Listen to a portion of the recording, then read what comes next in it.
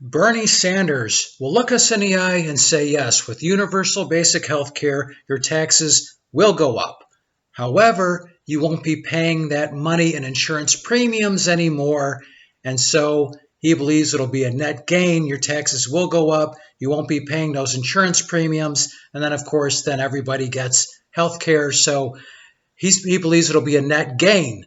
Elizabeth Warren isn't able to tell the truth on this. Either she dodges it or says, oh, only taxes will go up for the wealthy, which everyone knows, including her, is not true. She's just incapable of telling the truth. She chronically lied her entire life about her ancestry and then actually thought that a DNA test that showed that she didn't have absolutely nothing but next to nothing somehow vindicated her. Elizabeth Warren recently tweeted on the 5-year anniversary of Ferguson that Michael Brown was murdered.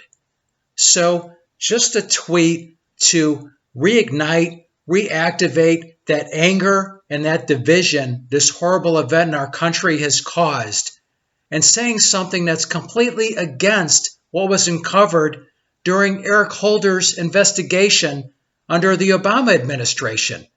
That's not what the investigation showed.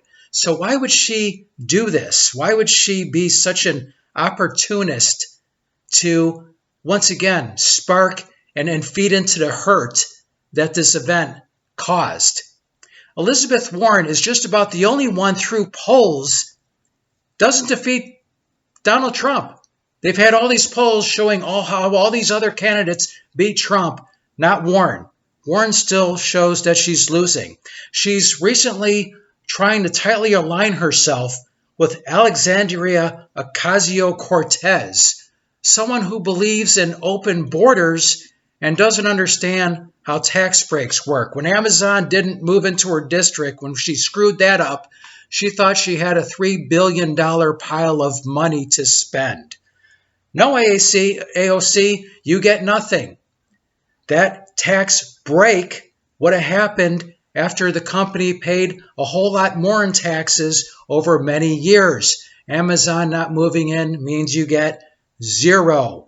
No high-paying Amazon jobs. No increased business for restaurants and caterers and other business through that traffic. No additional construction jobs to build those facilities. No big increase in tax revenue to rebuild crumbling infrastructure. You get nothing. And that's the problem with socialists. They know how to spend money. They don't know where it comes from. And that's why they fail. And that's why their policies cause so much human suffering over and over again. Elizabeth Warren is unelectable. So how is it possible? She is the front runner. It's understandable that people wouldn't want Biden to be the front runner. He's past his prime, and his prime wasn't that good. And Donald Trump's been absolutely insane and has abused his power with this whole Ukraine thing. But that doesn't stop the fact that Biden is a deeply corrupt politician. And as far as Bernie Sanders, after that heart attack, okay, so those aren't going to be the people. But Elizabeth Warren, I mean, if those were the only two running for her, against her, maybe it would make sense. But when you have Andrew Yang, it makes absolutely no sense at all to support Elizabeth Warren. Andrew Yang doesn't have all that political baggage of a career politician. Think about how refreshing, how liberating that would be to cut the cord and get rid of all that.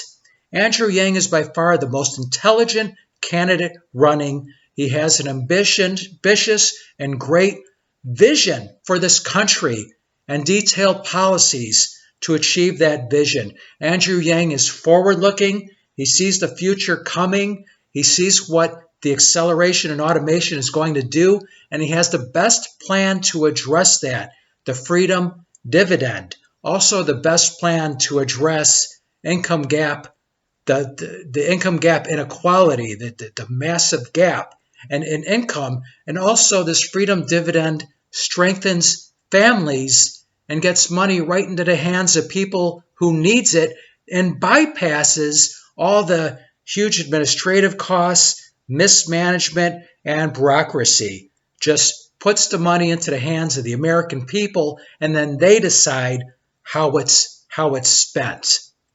He has the most ambitious plan. He's forward-looking. He has the right temperament. Andrew Yang is by far the best candidate for modernizing this country and not taking us left, not taking us right, but taking us forward. He's easily the best choice. This is Jim Wall. Thanks for watching. Until next time. Cisco, do we have to leave all our good friends now? Only until next time, Pancho. Adios, amigos.